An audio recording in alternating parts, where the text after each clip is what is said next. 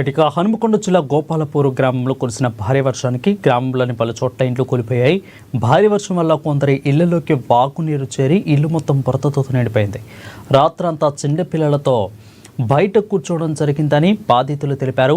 భారీ వర్షం కారణంగా వాగులు వంకలు పొంగిపొలుతూ పంట పొలాలు మునిగి భారీగా నష్టం వాటిల్లిందని ఆవేదన వ్యక్తం చేశారు. ప్రభుత్వం నష్టపరిహారం చెల్లించాలని వారు వేడుకుంటున్నారు.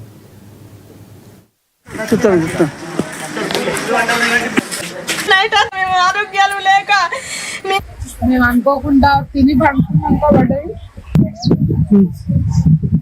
అంటే మా పిల్లలు మేమందరం పక్కకు పోయినట్టు మొత్తం గోడలు అన్ని కూలిపోయినాయి. మా సామాన్ అంతా పోయింది, సామాన్ అంతా కొట్టుకుపోయింది, మా గోడలు కూలిపోయి అనుకోకుండా బాగా పక్కన వచ్చేసి